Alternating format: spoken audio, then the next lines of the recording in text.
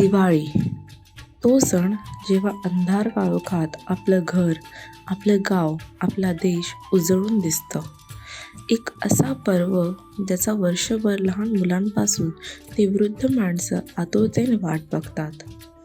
तो दिवस जेव्हा मुलं गल्लीत फटाके वाजवताना दिसतात, तर मोठी माणसं मिठाई वाटून एकमेकांच्या घरात जाऊन आनंद साजरा करतात. असा सण जेव्हा जमिनीपासून ते आकाश उजळून चमकतं, तो सण आपल्या देशाच्या प्राचीन परंपरेसोबत जुळलेला आहे. पहिला दिवस धनतेरस असतो. तो दिवस जेव्हा काहीतरी विकत घेणं शुभ मानलं जातं. ह्या दिवशी गावातली लोक कित्येक प्रकारची वस्तू विकत घेतात. त्यात बाजारही उजळून चमकताना दिसतं. दुसरा दिवस नरक चतुर्दशीचा असतो. या दिवशी पहाटेच्या आंघोळीने दिवसाची सुरुवात केली जाते. काही ठिकाणी या दिवसाला छोटी दीपावली मानली जाते, म्हणूनच तेव्हा फटाके फोडले जातात. तिसरा दिवस म्हणजे दिवाळीचा मुख्य दिवस, ज्याला लोक लक्ष्मीपूजनाच्या रूपात साजरी करतात. तो दिवस ज्याच्यासाठी घरी बऱ्याच दिवसापासून तयारी होत असते, खरेदी होते. कपड्यांपासून ते दिव्यांपर्यंतचा बाजार भरतो. संध्याकाळी लोक आपापल्या घराला तोरण, आकाशकंदील आणि दिवे घर सजवतात आणि फटाके फोडतात. चौथा दिवस गोवर्धन पूजेचा असतो.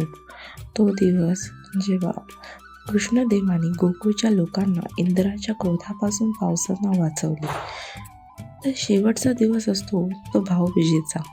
त्या दिवशी बहिणी भावाच्या रक्षणाची प्रार्थना करत असतात. 5 दिवस चालणाऱ्या या सणाला वेळेसोबत अशा गोष्टी पण आल्या आहेत जे आपलं नुकसानही करते.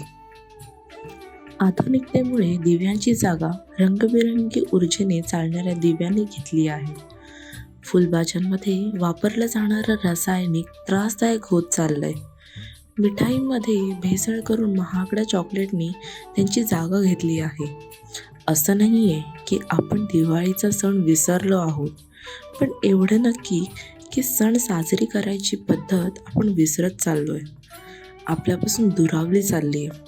ह्या दिवाळीत आपण पुन्हा या दिव्यांनी लावून उजेड पसरवू शकतो, जे आपल्या मातीची चमक दाखवतात.